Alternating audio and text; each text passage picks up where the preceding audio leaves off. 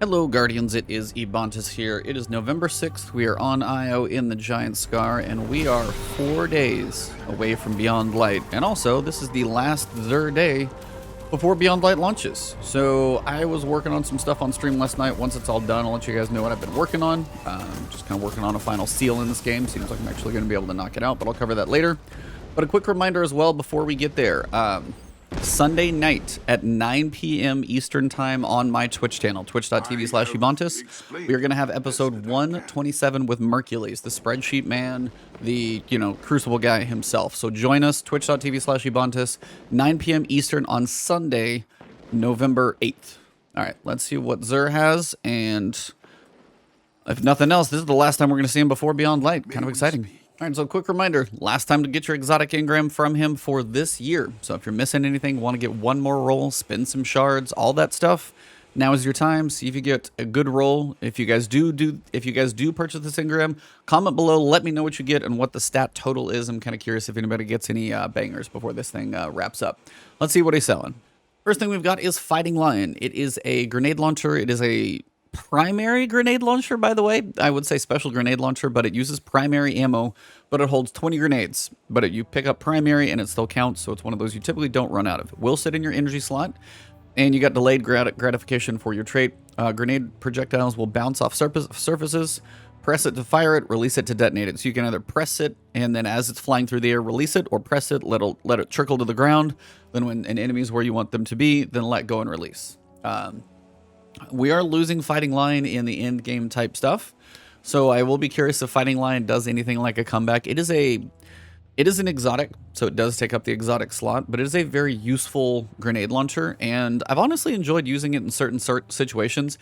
I'm not going to claim it to be like amazing in all places, but there are times where it is very fun. So if you haven't picked this thing up and used it before, definitely something you want to do. As for the catalyst as well, it is one of those things that's going to help you out on top. So if you do ever get this one, definitely work for the catalyst. But this is a fun one. If you don't have it, who knows, might be really useful in Beyond Light. We won't know until we get there, but he's selling it now. So if you missed this one somehow from like year one, buy it. For the hunters, we've got the Wormhusk Crown, and this one is going to be pretty simple. Perk here is dodging, gives a small amount of health and a shield bump. So if you are wounded and you dodge, you're going to get a little bit of health instantly back, and you're also going to get a bump to your shields. It's not going to heal you as it used to and give you the continued trickle of healing. It is kind of a one-time bump. But in a situation, if you're, especially in PvP, this is a very popular one, if you're in a pinch and you dodge, you get health back and the other person you're playing against doesn't.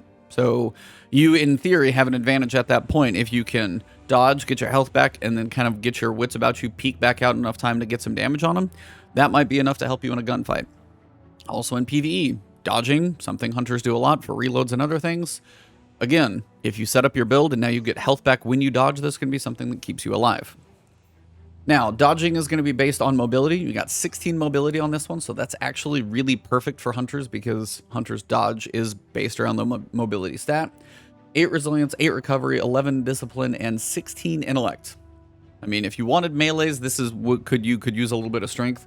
But honestly, even if it is only 61 stats, the distribution on this one for what it does is honestly pretty great. So if you've already got a Wormhusk Crown, compared to this one easily could be better.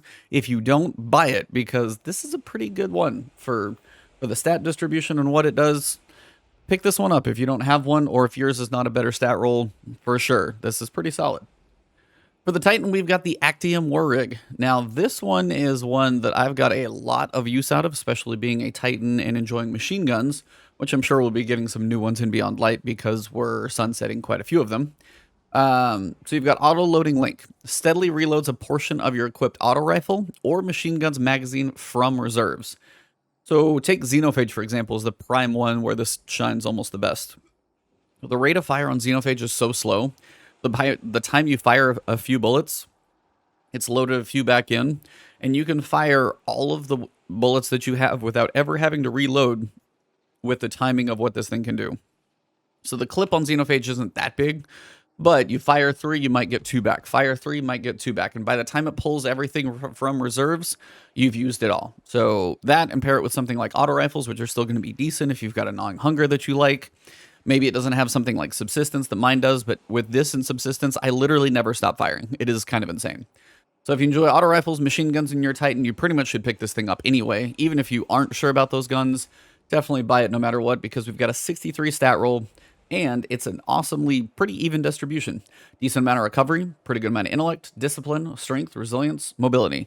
It's not overly weighted in any of them. I wish, of course, for a Titan, you'd have like 2 more resilience, a couple less in mobility, but beggars can't be choosers. It's a great exotic, especially for those 2 weapon types, which, you know, tend to get a lot of use depending on what activity you're doing. And you've got a reasonable stat roll as well. Check your stat roll, buy this thing if yours is not better. If you're new and don't have it, make sure you buy this one as a Titan. Kind of a must. Finally, for the Warlocks, we come to Prometheum Spur. Embers of Light is the perk, while Daybreak is active, so picture your Solar Dawnblade Super. Not the well, but the other 2. Defeating combatants or guardians creates a healing and empowering rift at their location. This is always one that has been perplexing me. Quick side note, stats over here, 62, not bad, but for a Warlock, high mobility, low recovery and resilience, and discipline, probably not what I would love. At least intellect, as this is super base, is at 14.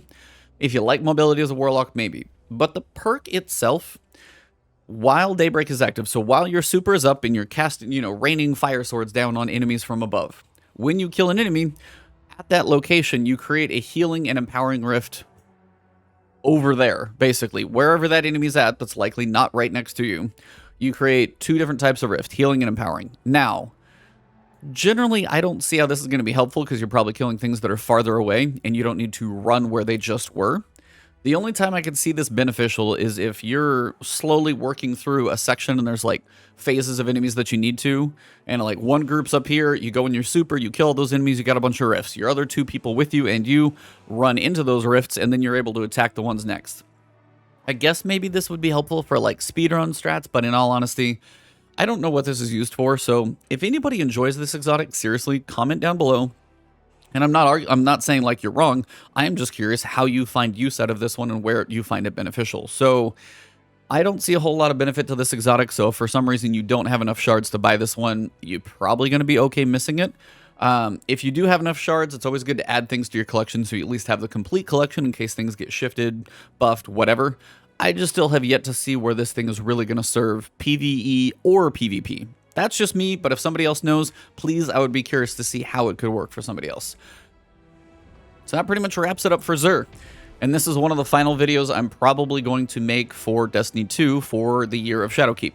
Beyond Light launches on Tuesday. I will be streaming and making content pretty much constantly. So if you are not subscribed to the channel, please hit the subscribe button and the alert bell. And under the alert bell, make sure you guys hit that all instead of just personalized, because if you miss one of my videos or skip something and then you want one later, it may not come to you. So if you want to see all of my videos, hit that all button.